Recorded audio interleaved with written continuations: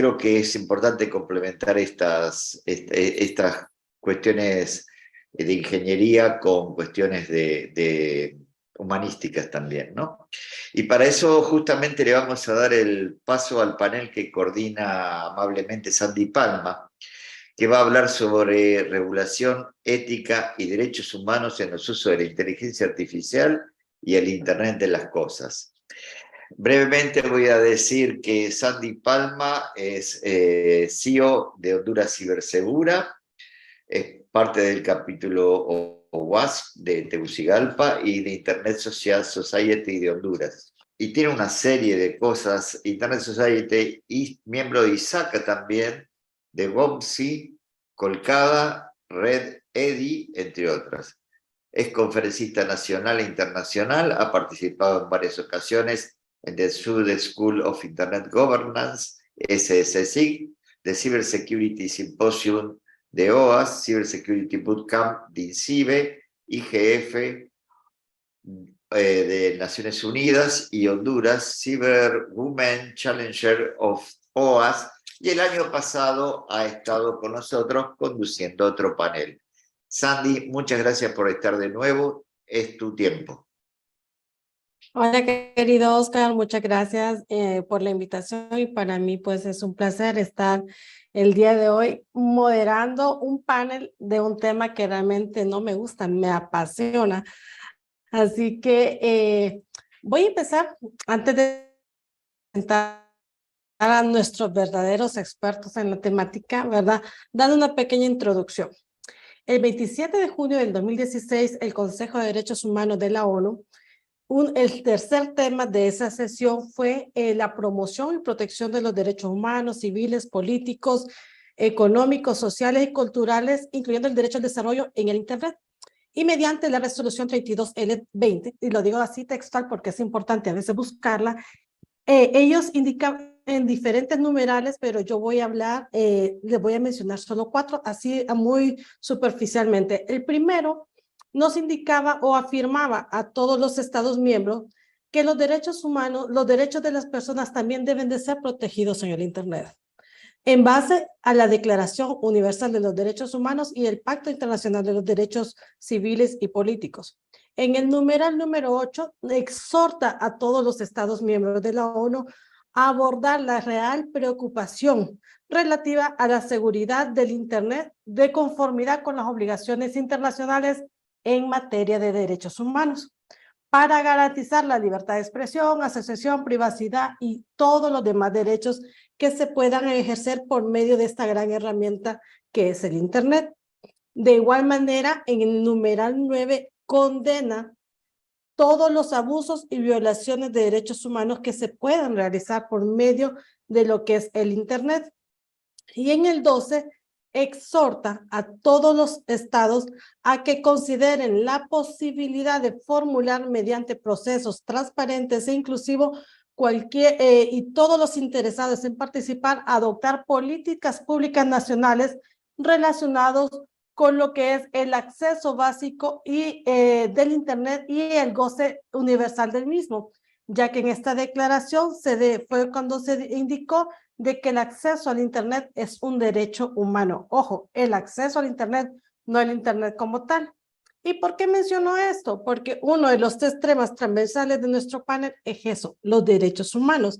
Y los otros, que es la IoT y la inteligencia artificial, bueno, no sé si ustedes recuerdan que muchos, tal vez no nosotros los que estamos aquí, pero la mayoría, cuando se les habla de inteligencia artificial, se nos viene a la mente recuerdos de películas como Terminator, Matrix, Star Wars, que es la Guerra de la Galaxia, y por qué no, no sé si se acuerdan ustedes de los muñequitos, lo que eran los supersónicos, los halcones galácticos, ¿verdad? Es lo primero que se nos viene a la mente.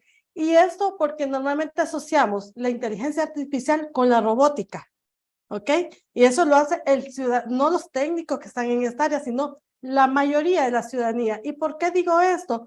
Porque muchos en pandemia, por ejemplo, y el tema no central no es esto, pero en la pandemia se vio mucho la telemedicina, la educación virtual, y todo el mundo se acordaba de los supersónicos, ¿no? Entonces, Pero en eventos como este, los cuales considero que son fundamentales y muy importantes porque son abiertos, nos permite que los expertos en la temática compartan los conocimientos con toda la ciudadanía y no solo que están en vivo ahorita, sino todos aquellos que nos van a ver en diferido, en especialmente lo que nos toca a nosotros, los desafíos que tiene la inteligencia artificial y la IoT, ¿verdad? Con referencia a las regulaciones, la regulación jurídica y la ética. Y saben que es irónico, que a veces la resolución jurídica no necesariamente es ética, o a veces lo ético no necesariamente es jurídico, ¿verdad? Pero sobre todo queremos ver el impacto que se va a ver reflejado en pro de la protección o que estos mismos pueden violentar los derechos humanos de las personas, o sea, de los usuarios. Y bueno, para esto voy a contar con tres grandes expertos. Tenemos a Salma, ella es de México, ¿verdad? Ella es ingeniero en computación, máster en ciencias, especialista en ciencias de las telecomunicaciones, tiene un amplio conocimiento en lo que es el desarrollo y propuestas de lo que es políticas y regulaciones en telecomunicaciones, cuenta con una larga experiencia como consultora a nivel latinoamericano, Europa, Asia, bueno, en todos lados a nivel de globo de nuestro planeta, y actualmente es la presidenta del Centro de México Digital. De igual manera, contamos con equidad de género, contamos con nuestro querido Fabio, ¿verdad? Que él es uno de los cofundadores de este proyecto, en el cual estamos hoy aquí presentes de manera virtual. De igual manera, él es ingeniero en telecomunicaciones de la información, un máster en Derecho de la Información y miembro de ISO Capítulo México, entre otros. Porque mire, si yo me pusiera a hablar del CV de estos expertos, tendríamos que hacer un webinar solo para ello y no podemos dejar de último y no menos importante a nuestra querida Mariana desde Brasil, ¿verdad? Ella es doctora en Derecho, profesora del curso de Derecho, ¿verdad? En una universidad y coordina el grupo de estudio de Derecho Público Digital y Derechos Humanos. Entonces, si ustedes miran, tenemos un grupo muy multifacético y expertos en diferentes áreas y temáticas, pero tenemos algo en común, la parte digital, el Internet, ¿verdad? Entonces, dando inicio, me gustaría que saludarlos, ya los presenté. Hola, Salma, ¿cómo estás? Bienvenida y un honor compartir contigo en este panel. Muchísimas gracias, Sandy. Un saludo para todo el público. Fabio, de igual manera a ti, desde Honduras hasta saludamos hasta México. Hola Sandy, bienvenida y pues aquí estamos, vamos a darle para adelante. Ok, hola Mariana, bienvenida, un gusto, saludos hasta Brasil. Boa noite, aqui tá noite já, boa noite a todas e a todos. Para mim é motivo de muita alegria estar aqui com vocês. Não falo espanhol, falarei português e tentarei falar de modo mais devagar para que vocês possam me entender. Excelente, creo que la ventaja del portugués es que es un lenguaje romántico y se entiende en el español en un 90%, ¿verdad? Es algo interesante. Bueno, vamos a empezar en pro del tiempo y compartir conocimiento, que es lo que más quieren nuestros participantes. Vamos a empezar contigo, querida Salma. Sabemos que no existe actualmente una definición de lo que es inteligencia artificial, una definición universal. También estamos conscientes que no existe una definición universal de la IoT. ¿Verdad? Tomando en cuenta lo anterior, te consulto lo siguiente: ¿es deseable adoptar una regulación tradicional para estos casos? ¿O existe alguna alternativa regulatoria, ¿verdad?, que pueda brindar flexibilidad tanto a la inteligencia artificial como al Internet de las Cosas en la evolución que se está dando día con día para proteger los derechos humanos y que sobre todo sea con ética? Muchísimas gracias, Sandy. Pues es un placer poder compartir con ustedes pues todo lo que ha estado pasando y que sigue pasando a nivel mundial, no solo en nuestros países, donde estamos tratando después de estos últimos 23 años, donde se ha, pues, ¿cómo podemos decir? Ha surgido una vasta innovación y desarrollo de tecnologías de la información y las comunicaciones. Mucho se debe porque hay un incremento desmesurado de la velocidad en las redes de telecomunicaciones, en el acceso y en la descarga, y esto permite que además de que se haya aumentado el almacenamiento y el procesamiento de la información, permite crear nuevas tecnologías. Entonces, así como la inteligencia artificial y el Internet de las cosas, para poder masificar estos servicios, es que hemos tenido que evolucionar en las tecnologías de la información y las comunicaciones y a su vez brindar soluciones a problemas existentes, legitimando las capacidades de estas tecnologías que muchas veces que ya realizan tareas cotidianas que ni siquiera nosotros nos damos cuenta que están presentes en nuestro día a día. Entonces, ¿qué está pasando? O sea, surgen estas tecnologías, hay muchos cambios tecnológicos, inclusive desde que surgieron hasta que se han madurado estas tecnologías, pero el ámbito o el marco jurídico no evoluciona tan rápido como lo hacen estas tecnologías. Entonces, ¿qué sucede? Que por un lado, estamos teniendo en los países desarrolladores de tecnología y los más avanzados, que por lo general ellos están visualizando que van a haber estos desarrollos tecnológicos y tienen gobiernos asociados, apoyados por grupos técnicos generalmente, que comienzan a evaluar esta necesidad de discutir si debiera regularse o no en etapa temprana la implementación, o si se esperan a monitorear e identificar aquellos riesgos que pudieran afectar las sociedades que los utilizan. En cambio, en nuestros países que tenemos en América Latina y el Caribe, donde por lo general no tenemos una estrategia para vincular estas políticas públicas con el desarrollo tecnológico, y además es incipiente, pero me estoy dando cuenta por las exposiciones anteriores que cada vez estamos creciendo más en esta innovación y desarrollo tecnológico, lo cual me da mucho gusto. Es muy probable que no exista una planeación anticipada ni una evaluación de cómo estamos visualizando nuestros futuros. Y entonces no prevengamos desde el punto de vista regulatorio una estrategia, y en lugar de tomar medidas preventivas, tengamos que realizar medidas correctivas ya cuando el daño se hace evidente en nuestros países, ¿no?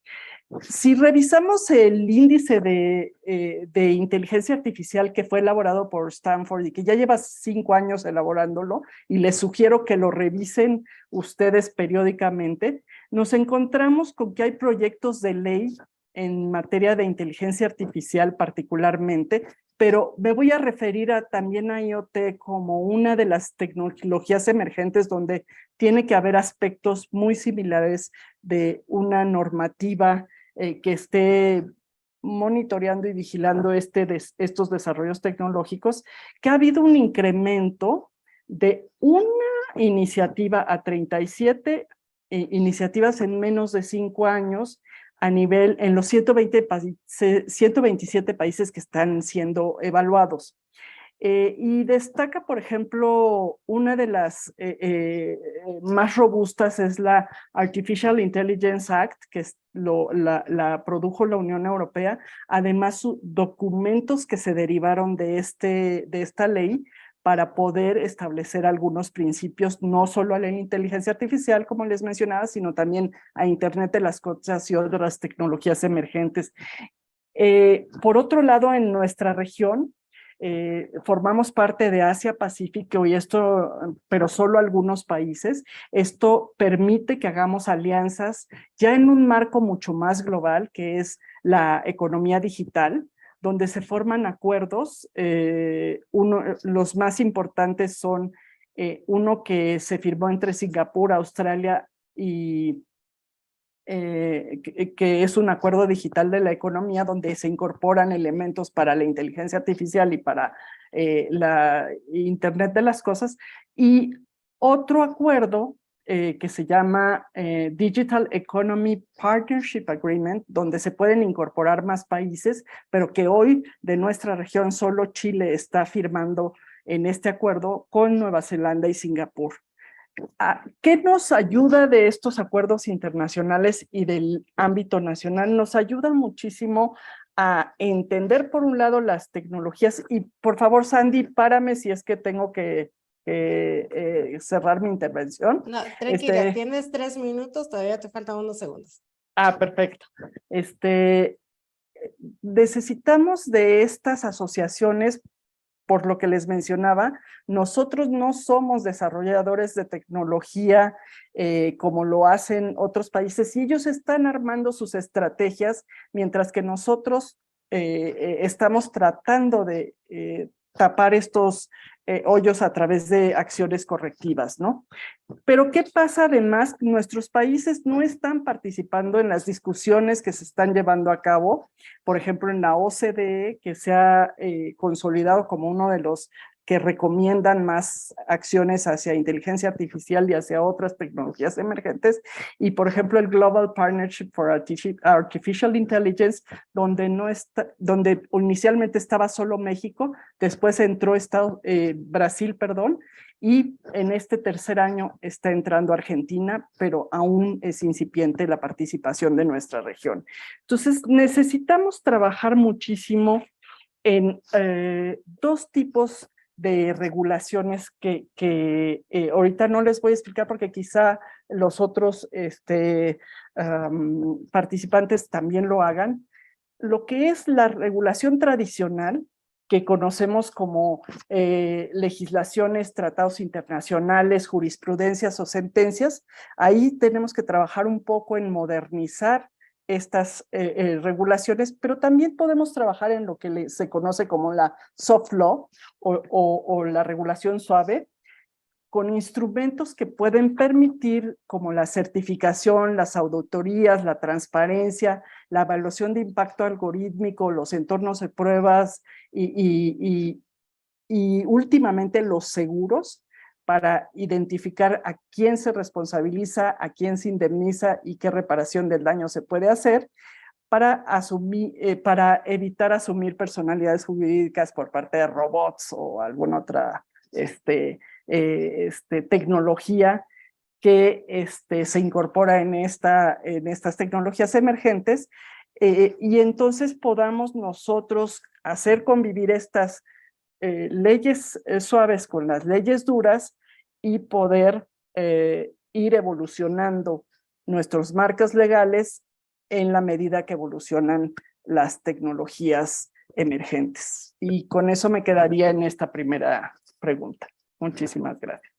Excelente, no te preocupes, querida Salma, tienen 5 minutos cada uno para su respuesta. Fíjate, Fabio, amarrado a lo que nos decía Salma, realmente la tecnología avanza de manera muy rápida. O sea, lo que hoy es innovación, en una semana está desfasado. Y eso va muy relacionado a lo que es el desarrollo de algoritmos, ¿no? Y algo que nos preocupa mucho en lo que es el tema de derechos humanos es el sesgo de los algoritmos. Entonces, el sesgo es un tema candente, es algo como lo decimos en Latinoamérica o en varios países de Latinoamérica, la papa caliente, o sea, el sesgo del algoritmo, en contexto a la inteligencia artificial, ya que no sabemos la transparencia en el desarrollo del mismo, no conocemos a detalle cómo funciona, sabemos el resultado que nos da, pero no sabemos si hay algún otro resultado detrás de esos que nosotros miramos como público. Entonces, ¿nos podrías tú decir, podrías mencionar alguna de las implicaciones sociales del sesgo del algoritmo en inteligencia artificial y cómo este interviene en las IoT y en qué contexto? Sí, gracias, Andy.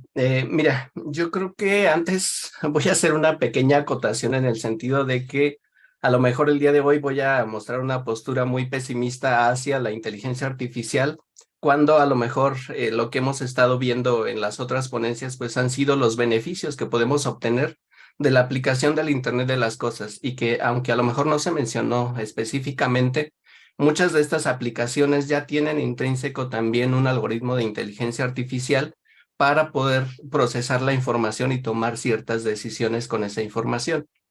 Entonces, no es que yo diga que la inteligencia artificial como tal es una tecnología mala, sino que más bien lo que podría tener, digamos, repercusiones negativas hacia la sociedad es la intencionalidad de las personas que utilizan esta tecnología para el logro de objetivos concretos. Y en ese sentido, pues podemos ver a lo mejor algunos de los análisis que ya se han hecho. Por ejemplo, yo podría ahorita remitirme al el libro de Katie O'Neill de Armas de Destrucción Matemática, en donde ella analiza a lo mejor desde un punto de vista de ciencia de datos, pero que finalmente lo podemos traducir como procesos de los algoritmos con inteligencia artificial para tomar decisiones. Y en ese sentido, pues ella muestra cómo estos algoritmos de inteligencia artificial, a lo mejor aplicados a la cuestión de la clasificación de las personas para poder decidir qué derechos pueden ejercer, pues se ve que sí hay, para empezar, un sesgo racial. Por ejemplo, la mayoría, ya se ha dicho en este foro, la mayoría de estas tecnologías son desarrolladas a lo mejor en Estados Unidos, las que consumimos quizá en Latinoamérica, y pues sí tienen un sesgo racial hacia lo que es la raza negra. Entonces, pensemos en los algoritmos de inteligencia artificial con los que se predice la posibilidad o digamos el nivel de reincidencia de las personas que ya han cometido algún delito, que ya han pagado alguna condena. Y pues podemos ver que el sistema pone como mayor posibles reincidentes a los de la raza negra en comparación de la raza blanca, cuando en realidad en la práctica puede ser que suceda lo contrario. Lo mismo, por ejemplo, estos algoritmos utilizados en la contratación de personas, los llamados ATS o Applicant Tracking System, en donde a lo mejor yo soy el candidato para un empleo, me hacen la entrevista a través de uno de estos sistemas, a través de estas plataformas, y yo estoy siendo analizado desde mis gestos faciales, las palabras que estoy diciendo, y eso aunado a la información que ya haya mandado posteriormente, pues va a dar una determinación. Y esto pues también puede ser que rechacen candidatos que a lo mejor eran muy buenos candidatos para desempeñar ese puesto, pero simplemente porque el sistema dice que no es el candidato adecuado, son rechazados. Y podemos a lo mejor aquí ahondar en algunos otros temas. Algo que también podría parecer preocupante es la parte de la democracia, el cómo estos algoritmos de inteligencia artificial pueden estar recolectando información de las personas para poder, digamos, focalizar la información para cambiar la perspectiva de un candidato, para poder lograr un objetivo de poner en el poder a alguien que pues utilizó estas herramientas y que, o digamos, las supo utilizar para su beneficio. Y aquí podríamos ver también pues el caso de Cambridge Analytica con Facebook, en donde se toma mucha información de las personas, se analiza la información y con base en esos perfiles se les da información pues digamos, adecuada para poder cambiar la perspectiva del candidato y así lograr que la persona que se quiere, pues llegue al poder. Y podemos ver ciertas preocupaciones incluso más allá, lo que se puede considerar como una inteligencia artificial general.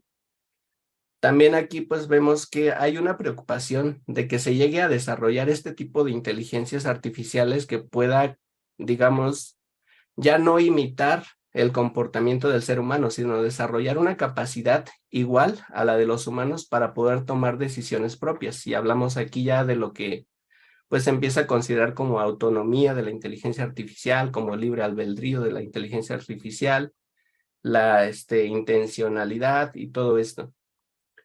Pero bueno, fuera de todo esto, pues realmente lo que considero es que la preocupación es genuina, pero regreso, no es como tal la inteligencia artificial la que esté haciendo todo esto detrás, sino más bien son las intenciones de quienes la desarrollan y el uso que se le da. Y bueno, el cómo interviene el Internet de las cosas en todo esto, pues yo creo que desde que nos levantamos en la mañana, tenemos la bombilla de la luz, tenemos la chapa que ya se conecta a internet, la lavadora, el refrigerador, la el horno de microondas, la televisión, el celular. Y todo esto está recolectando información de patrones de conducta, de la actividad que nosotros estamos haciendo. Entonces, creo que el Internet de las cosas genera vectores de recolección de información e interacción a través de las cuales pueden estar conociendo cuál es nuestro comportamiento, y esto ayuda a poder focalizar toda esta información, a poder determinar qué información se le presenta a cada persona en sus pantallas, sabiendo que esta información va a tener un impacto directo sobre esa persona, ya sea para que tome acción sobre algo, para que vote por un candidato, por ejemplo, o lo más común, para que compre ciertos productos. Entonces, si vemos esto aunado a las proyecciones de lo que serían los dispositivos conectados, que, por ejemplo, Mireia Cordeiro estima que para el 2025 habrá unos 22 millones de dispositivos conectados, o Cisco, que dice que habrá unos 500 billones de dispositivos para 2030, pues vemos que todo esto va incrementando y no se va a detener. Entonces tenemos muchos vectores de recolección de información, y si toda esta información es analizada con inteligencia artificial para poder tomar decisiones futuras, pues podemos ver que hay una colaboración entre personas, dispositivos e inteligencia artificial, que si no se cuida o si no se tiene la precaución necesaria, si no se legisla, pues también puede repercutir de manera negativa en la sociedad. Y bueno, hasta aquí con esta participación, Sandy. Y tienes toda la razón, realmente las regulaciones son necesarias. Y fíjate que entrando ya a la pregunta para Mariana, en la revista 29 sale un artículo sobre las 5 características del Internet. Y la primera es la exposición. Y la sacó la Comisión Interamericana de Derechos Humanos, ¿verdad? Este artículo, y habla de que es una característica neta del ser humano, exponernos. O sea, desde antes de que existieran las redes sociales, desde antes que existiera la Internet de manera tan abierta, nuestros abuelos, todos nuestros antepasados en su sala tenían las fotografías de sus nietos, de sus hijos, las que más les gustaban. Tenían muchas, pero elegían la que más les gustaba. Es esa necesidad de exponer lo que más les gustaba, lo que ellos más querían. Hoy en día eso se hace en plataformas de redes sociales, ¿verdad? La mamá publica la foto que más le gusta al niño, toma 10 y escoge una.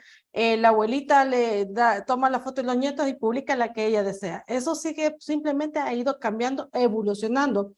Relacionado con esto, Mariana, los expertos indican que es necesario garantizar que la inteligencia artificial no exponga más a las personas y a las comunidades violentando sus derechos fundamentales, porque sí, por el ser humano por sí mismo se expone de gran manera. Va a un restaurante, toma la fotografía, etiqueta el lugar, la ubicación donde se está exponiendo, pero es una decisión propia y voluntaria. Pero ¿qué ocurre cuando ya no es el ser humano? Cuando es la inteligencia artificial, ¿qué podemos hacer? ¿Nos debemos de preocupar o podemos hacer algo ahora? Bem, com certeza é importante se preocupar com o avanço da inteligência artificial, com a expansão do uso da inteligência artificial e com o modo como a inteligência artificial incrementa a violação dos nossos direitos humanos, dos nossos direitos fundamentais. Eu reuniria aqui alguns aspectos da inteligência artificial que acentuam essa necessidade de nós nos preocuparmos com relação a ela. O primeiro é o modo de funcionamento da tecnologia. A maneira como a inteligência artificial funciona envolve esse potencial de afetação de direitos fundamentais, de direitos humanos. A questão do viés, do bias, também é algo bem preocupante, que já foi mencionado aqui por meus colegas. A demora que nós observamos nos mais variados países, inclusive no meu, em estabelecer uma regulação para a inteligência artificial. Então, nós temos usos cotidianos, aqui no Brasil, por exemplo, de inteligência artificial, tanto no setor público como no setor privado. Ela já está em funcionamento, já coleta os nossos dados, já opera, portanto, porém sem uma regulação. Então, a questão da precaução e da prevenção jurídicas, hoje, é uma questão que está aquém daquilo que poderia. E é necessário mencionar que a inteligência artificial envolve poder, relações de poder, e isso por si só chama a atenção da sociedade e do Estado e chama a atenção numa perspectiva de preocupação. Então, se a gente pensa no funcionamento da inteligência artificial, esses algoritmos vão funcionar a partir de dados, aprendizado de máquina e treinamento. Muitos desses dados que vão alimentar os algoritmos de inteligência artificial são dados pessoais, dados dos sujeitos, dos cidadãos. Uma primeira preocupação muito evidente que envolve maior uso da inteligência artificial e direitos humanos diz respeito à proteção de dados pessoais. É muito importante, portanto, desde o desenvolvimento desse software, desde a concepção da ideia de criação de uma inteligência artificial específica, que exista esse cuidado de desenvolver um software que funcione protegendo dados pessoais e respeitando, aqui no caso do meu país, por exemplo, a Lei Geral de Proteção de Dados Pessoais. Além do direito humano à privacidade e à proteção de dados pessoais, a questão do viés, como já foi ressaltada aqui, é muito sensível no âmbito do maior uso de inteligência artificial e desse potencial de lesionar direitos humanos. O uso histórico de inteligência artificial demonstrou que, em algumas situações, existe esse viés, uma tendência de repetir posicionamento e decisão, e essa tendência acaba incrementando discriminações, mais precisamente discriminações de raça e de gênero. Aqui eu trago 2 exemplos muito conhecidos, famosos, que envolvem essa constatação dos vieses, do bias, né, da inteligência artificial. O primeiro diz respeito a uma inteligência artificial que foi utilizada no judiciário norte-americano em ações envolvendo direito criminal, e que é o Compass, né? Muitas pessoas conhecem esse robô, essa inteligência artificial. Quando ele sugeria decisões condenatórias, e quando a pessoa que era ré tinha a pele escura, o réu do processo criminal era negro, por exemplo, a sugestão era mais gravosa do que quando esse réu era branco e estadunidense. Então, se era um réu negro ou latino-americano, a sugestão de responsabilização era mais rigorosa. E isso mostrava uma tendência de repetir sugestões dessa ordem com relação a esse público. Ficava ali evidente a questão do preconceito. E aí é importante dizer que o algoritmo é uma sequência de passos matemáticos, né?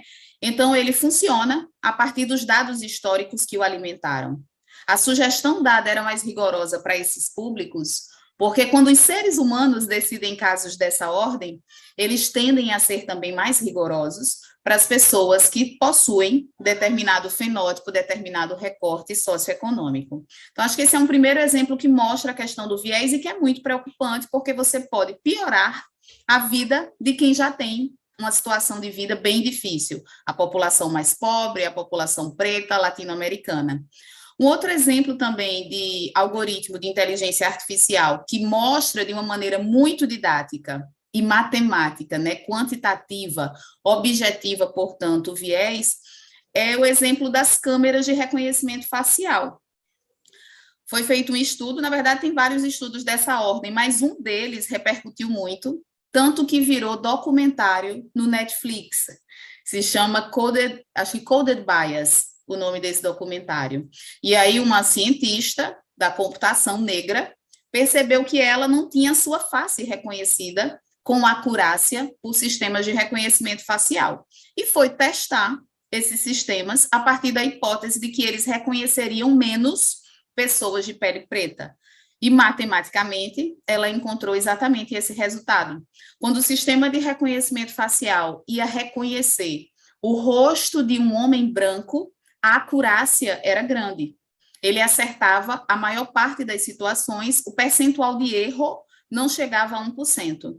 Quando era uma mulher negra, o percentual de erro passava dos 30%.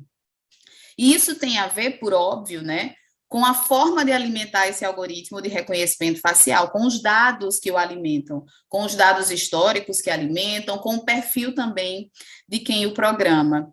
Eu menciono esses 2 exemplos para reforçar o perigo do viés, né? O perigo dessa tendência de decidir numa determinada maneira, de forma equivocada e com potencial de acentuar preconceitos. Então, são exemplos para dizer que sim, é preciso que a gente se preocupe. Mas eu acho importante também ressaltar que, mesmo diante dos erros e dos vieses que vêm da inteligência artificial funcionando no dia a dia, que em algumas situações, e muitas, na verdade, né, que a inteligência artificial possui utilidade para a humanidade.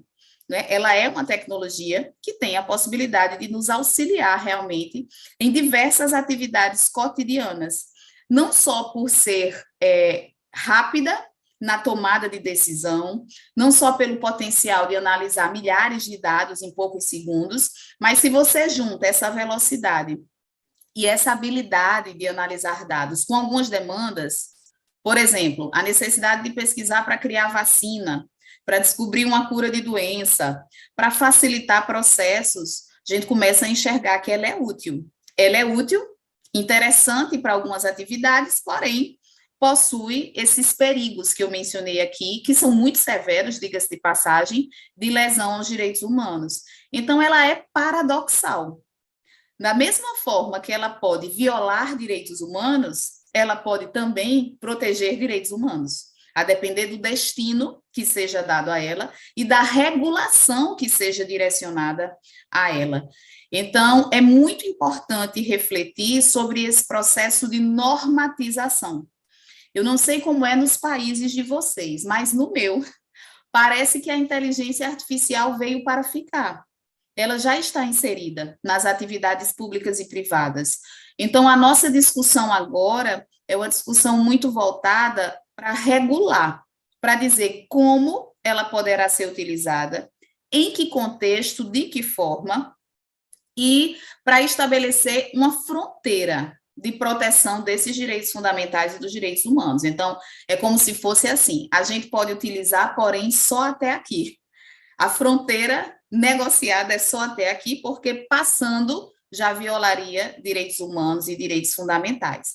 Então, o que é que a gente pode fazer? Né? A pergunta que foi feita também nesse sentido. Conhecer a tecnologia, tentar levar esse debate para além da bolha que habitualmente o realiza. Eu não sei como é aí, mas aqui no Brasil são poucas as pessoas que discutem inteligência artificial. A gente não conseguiu popularizar esse debate. Não é um debate que a gente está fazendo nas regiões periféricas, sabe? Junto à população mais carente, não. É um debate ainda muito recortado num perfil socioeconômico bem específico. Então, a gente precisa divulgar mais, falar mais. As pessoas precisam conhecer a tecnologia, saber os seus riscos, perigos e também os aspectos positivos e participar desses debates públicos. A gente agora aqui está numa fase de buscar legislar sobre o nosso marco regulatório de IA. Então, as pessoas precisam participar para que possam opinar sobre de que forma aceitam, em que tipo de atividade, especialmente considerando o potencial de substituição de mão de obra humana e de geração de muito desemprego, né? Então, acho que esse é um debate público relevante e o que a gente pode fazer é participar do debate público de forma qualitativa, entendendo do que se trata. Acho que é isso. Ok, excelente. Tomando en cuenta que esta fue como la primera fase en el que más tiempo nos tomaba, porque era así como dar una introducción bien amplia de la temática de nuestros expertos, pero podemos recalcar lo siguiente. Decía Salma, de toda su respuesta, el marco jurídico, o sea, la tecnología avanza más rápido que las leyes. Y eso es muy cierto. Y especialmente porque en nuestros países, bueno, en cualquier parte del mundo, que se pongan de acuerdo los legisladores en una temática, empiezan a discutir y terminan en 3 meses, ya eso está desfasado. Y eso es algo mundial, no solamente de nuestros países. Fabio decía que él era pesimista. Bueno, pues yo no, yo opino todo lo contrario, como muy buena promotora, defensora de la protección de los derechos humanos en el ciberespacio. Te digo que eres muy objetivo y es muy cierto. El problema no es la inteligencia artificial o los algoritmos, sino existen 3 problemas para mí transversales. 1, el objetivo de quien lo desarrolla, el objetivo de quien lo usa y el objetivo del usuario final. y hay alguien más, el uso que le dan a esa información. Y para ello es importante lo que han dicho los tres, la regulación, con qué elementos contamos, ¿verdad? De la perspectiva regulatoria para garantizar que estos datos recolectados se utilicen de manera ética y responsable. Y ojo, también que no exista una recolección excesiva de datos no necesarios. Gracias, 2 Sandy. minutos, estimada Selma. Sí, gracias. Yo quiero hacer énfasis a que ha cambiado no solo los estados o quienes desarrollan las tecnologías, sino hemos cambiado también los ciudadanos. Y ya en cierta medida lo había mencionado Mariana.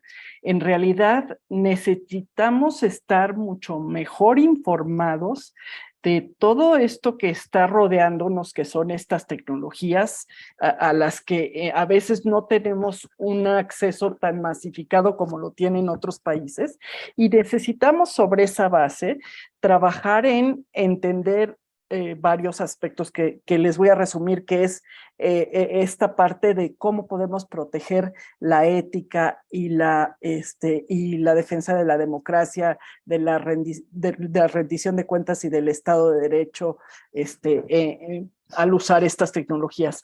En primer lugar, debemos de recordar, y esto ya lo habían dicho, que los criterios y los parámetros para entrenar los datos provienen de patrones que han sido desarrollados fuera de nuestros países. Entonces tenemos que trabajar en desarrollar los propios porque no revelan nuestra realidad, y no solo eso, primordialmente ya están siendo desarrollados por la iniciativa privada, desbancando a la academia, que era el principal creador, generando que estos algoritmos, modelos, sistemas no tengan una ausencia de visión de interés público, no se les considere pertenencia cultural, genética y social naturales de nuestros territorios, así como aspectos que no hayan sido diseñados para eliminar las brechas que ya tanto se han hablado, ¿no? Y en cambio generan riesgos que pueden resultar en la violación de estos derechos humanos. Entonces, para ello, la Unión Europea, que yo siento que es el que ha formado mucho más análisis sobre este tema, ellos establecen 7 principios regulatorios, y con esto voy a cerrar, no voy a detallar. Control de riesgos. Tenemos que trabajar sobre un esquema de cuáles pueden ser los riesgos para poder construir una regulación que nos permita administrar estos riesgos. Seguridad y transparencia y rendición de cuentas es otro elemento. La igualdad, es decir, no debemos de hacer ni sesgos ni discriminaciones, y para ello tenemos que entender nuestro entorno en donde vamos a aplicarla. La responsabilidad, aquí ya no es una responsabilidad solo del Estado, hay una corresponsabilidad de todos los actores del ecosistema digital. Y la sostenibilidad de estas tecnologías, y finalmente la gobernabilidad.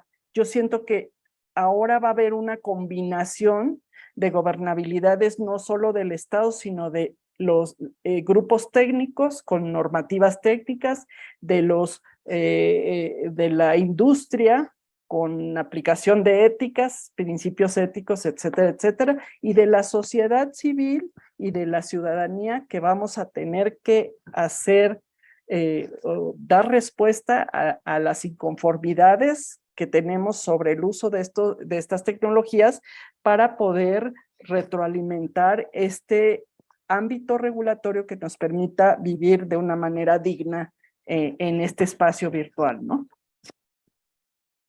Excelente, gracias, Alma.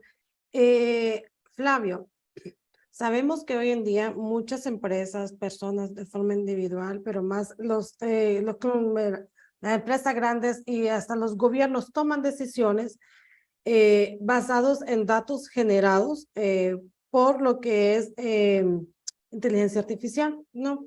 Pero ¿quién o cómo podríamos abordar la responsabilidad de las decisiones automatizadas? ¿O de quiénes son los responsables de realizar de quién será esta responsabilidad sin intervención humana? Porque imagínate que un gobierno tome una decisión basada en unos datos estadísticos, una probabilidad que te genera una inteligencia artificial, una decisión que puede poner en riesgo la vida de algunas personas, la seguridad nacional. ¿Quién debe ser los responsables? en este caso? Sí, mira, yo creo que hay muchas iniciativas ya que han quedado hasta ahorita en propuestas. Por ejemplo, en cuestión de la responsabilidad, a lo mejor la maestra Salma vaya a retomar esto también.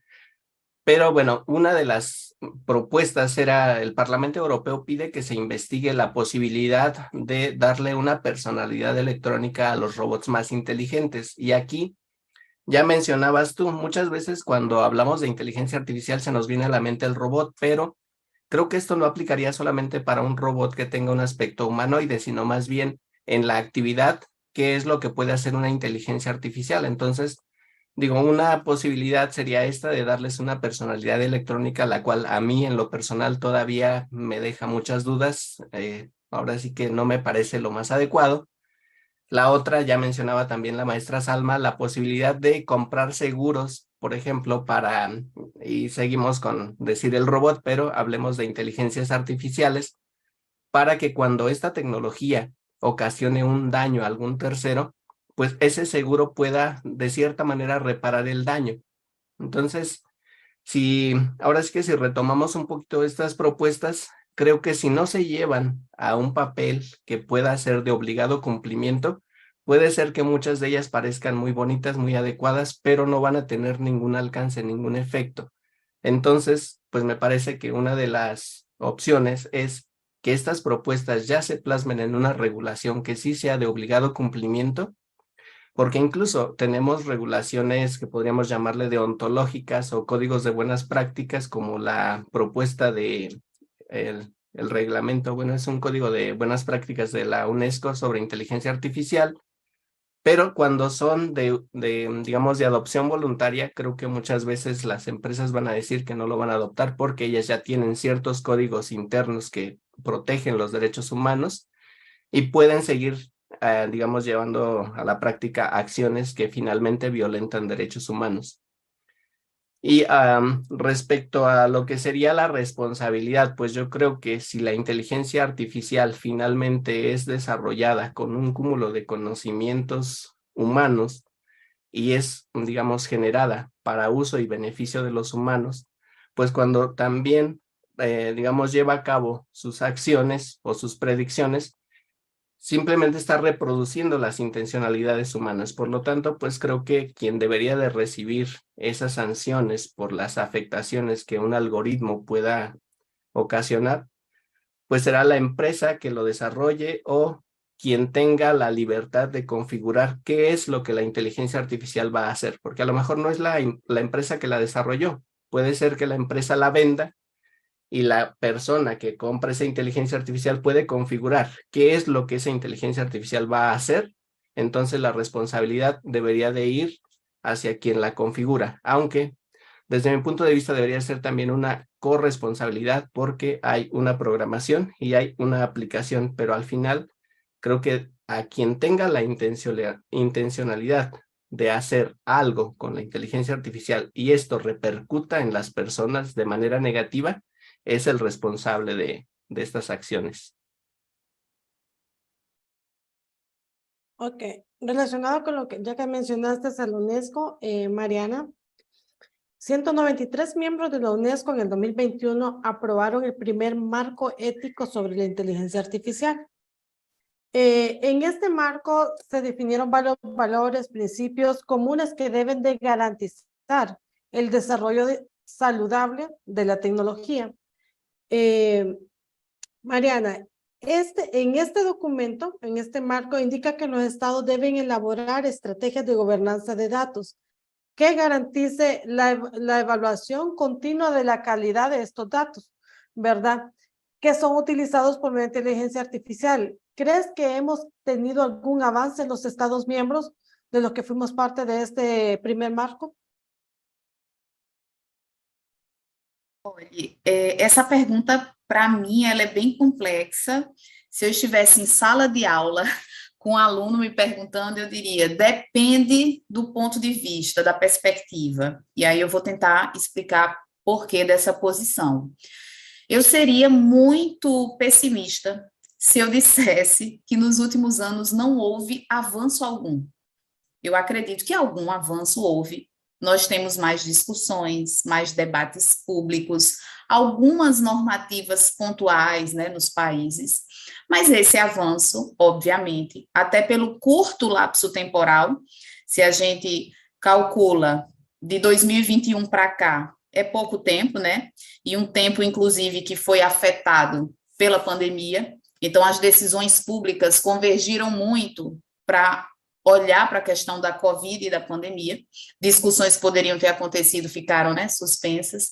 Então, algum avanço aconteceu, mas o lapso temporal de 2021 para cá é muito pequeno para que a gente tenha avanços substanciais, especialmente considerando o tema da regulação. E eu digo isso porque o direito, ele tem um tempo de produção de lei, que é um tempo muitas vezes mais lento do que aquele da transformação tecnológica. Né? Se a gente pensa o devido processo legal, do process of law, por exemplo, são séculos de discussão, desde a Magna Carta Libertarum até aqui, a respeito do que ele significa. Parece que antes, quando o mundo era analógico, a gente tinha muito tempo para discutir o significado das coisas, até onde aquele direito vai, qual o seu conteúdo. E na era da tecnologia computacional, desse recorte tecnológico especificamente, a velocidade da tecnologia, da inovação, de uso, é muito diferente da velocidade tradicional do poder legislativo e de produção do direito. E aí, por isso que eu disse que a pergunta é complexa, porque algum avanço aconteceu, mas talvez não aquele desejado por quem defende direitos humanos, né? Por exemplo, essa questão de uma avaliação contínua da governança de dados. No meu país, por exemplo, eu não enxergo que isso aconteça de modo recorrente e contínuo.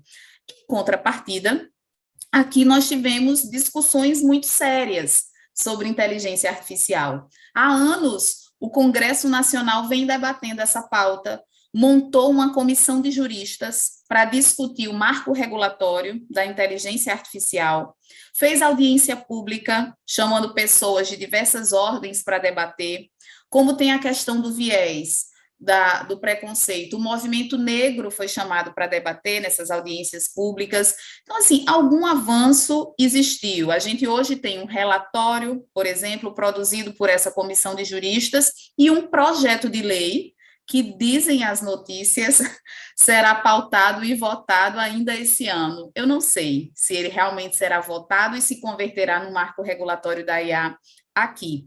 Mas quando a gente faz a leitura, por exemplo, ele não é bem detalhado.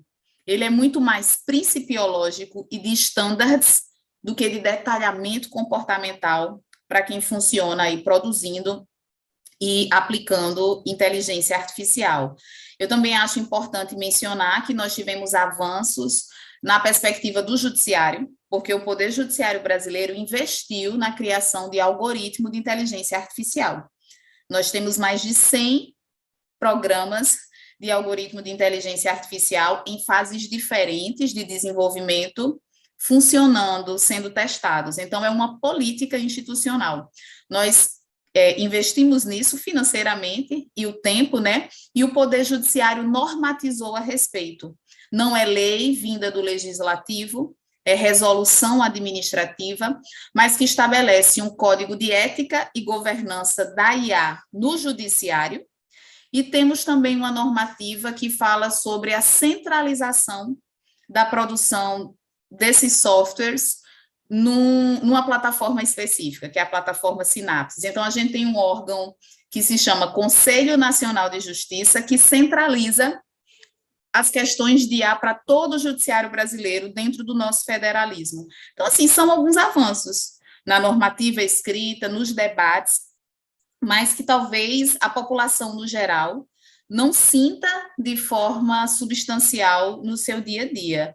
Então, eu vou repetir o que mencionei até na resposta anterior. Eu acho que aqui no caso do meu país, por exemplo, a gente precisa ampliar os debates e intensificar. Eu estudo IA porque trabalho com isso, pesquiso isso, mas os meus colegas advogados que trabalham com outros temas não têm conhecimento desse software, às vezes vão para o judiciário sem saber que o judiciário faz uso disso, né? Eu acho que o ChatGPT, aqui no caso do meu país, popularizou o tema. sabe, assim, ele trouxe o tema para um debate mais popular, as pessoas começaram a falar mais sobre isso, mas ainda de uma forma precária e não técnica. É isso. No, como tú dices, realmente necesitaríamos un evento simplemente para ver esta pregunta, ¿no? Pero bueno, diste un mini resumen en un tiempo récord. Salma, ahora, sabemos según, de acuerdo a los informes que emite Internet Data Corporation, ¿verdad? Indica que los dispositivos para este año tenemos aproximadamente unos 40 millones y que va a crecer a 49 millones, ¿no? 49,000, perdón. Tenemos 40,000 millones de dispositivos IoT y que para el 2026 van a ser 49,000 millones. Imagínate el crecimiento exponencial de esto. Entonces, la pregunta es, ¿tiene esto algún efecto con relación a la regulación existente? Sí, fíjate que... 2 minutos, estimada Salma, disculpa. Sí, en la sesión pasada de ingeniería se habló de que cada vez más se requiere que los datos que recolectan el Internet de las cosas estén más cerca procesándose para poder ser utilizados nuevamente en la toma de decisiones. Y justamente, por ejemplo, en el caso del Tratado de Libre Comercio entre México, Estados Unidos y Canadá, se establece que no debemos de condicionar el que los centros de datos o el cómputo en la nube esté localizado territorialmente. Y curiosamente, la evolución que ha tenido el Internet de las cosas y la inteligencia artificial en cuanto al manejo de información, procesándola más rápido, más cerca, hace necesario que los centros que se llaman cómputo edge estén realmente relativamente cerca por muchas razones, ¿no? Entonces, quizá sí pueda haber cambios, no solo en ese sentido, sino en el sentido de que también se necesitan,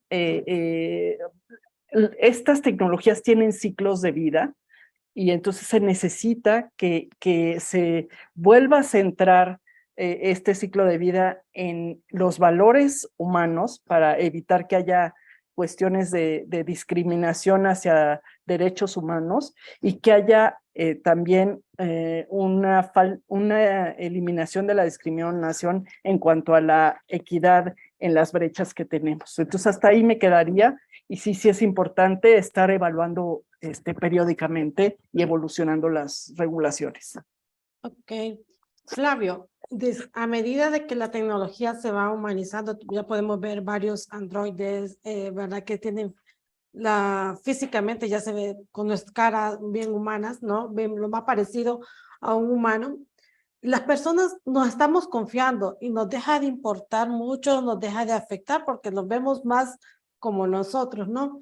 Y esto, aparte, le dan un nombre, le dan un nuevo significado. Ya no es el robot que quille, les dan un nombre, un Sofía, un Pablo, un María, y ya no cuestionamos tanto. Entonces, tomando en cuenta de que puede llegar la posibilidad de que la robótica se vuelva así como la inteligencia artificial aprenda de sí misma, ¿qué semejanzas y qué diferencias podrías resaltar?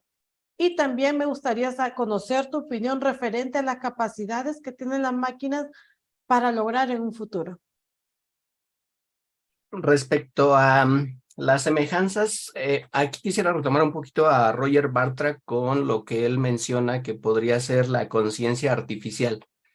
Hasta el momento se cree que la conciencia es propia de los humanos, que una máquina no puede ser consciente de lo que hace.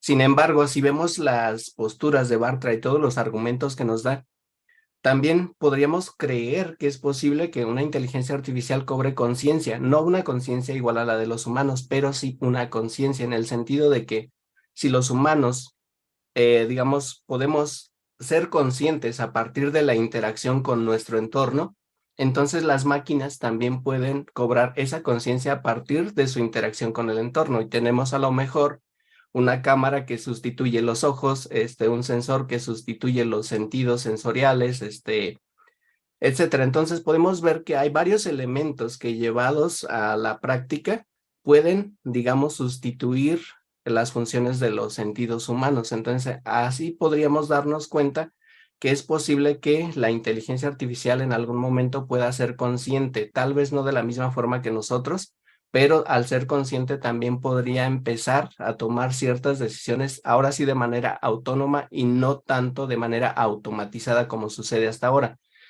Pero también retomando un poquito esta postura un poquito más antropocéntrica, podríamos decir que es una inteligencia artificial, una tecnología desarrollada por los humanos, y entonces todo esto, al final de cuentas, representa ese cúmulo de conocimientos de la civilización. Y en tal sentido, la tecnología hasta el momento, creo que solo tiene la capacidad, hasta ahorita lo digo, de poder ahora sí que imitar los comportamientos humanos, y los puede imitar a partir de conocer o recolectar y analizar toda esta información que se puede, digamos, obtener a través de esta interacción. Pero creo que todavía no estamos en un punto en el que nos deba preocupar que la inteligencia artificial pueda ser una inteligencia artificial general y pueda tomar decisiones y que pueda amenazar a la humanidad. Ok, Mariana, ya contestaste parte de esta pregunta, te cuento, pero así como estamos actualmente logrando los avances tecnológicos día con día, las instituciones que hoy más que nunca utilizan las IoT, ¿por qué crees tú que es necesario legislar para el uso ético, tanto de la inteligencia artificial como las IoT? Tenemos 2 minutos, Mariana. Certo. Eu entendo que inteligência artificial e IoT são sinônimo de poder. Inteligência artificial e IoT são sinônimo de poder. E se a gente pensa numa perspectiva democrática, no Estado democrático de direito, no Estado constitucional democrático, nessa perspectiva, todo poder tende a ser regulado. E tende a ser regulado para evitar que quem o domina, quem domina essa produção, quem domina essa tecnologia, e por óbvio, concentrará junto de si uma quantidade imensa de dados, né? A necessidade de regulação vem para evitar que quem domina a tecnologia e os dados possa dominar de forma subalternizante pessoas. Então, a necessidade de regular é para controlar a concentração de poder junto a quem empreende, produz esse software, essa tecnologia, tanto de IoT como de inteligência artificial, evitando desequilíbrio, incremento à discriminação, para proteger privacidade, soberania de países que não são países intensamente produtores dessas tecnologias. Eu fico pensando sempre na questão do interesse público também, é uma forma de preservar o interesse público diante desse mercado.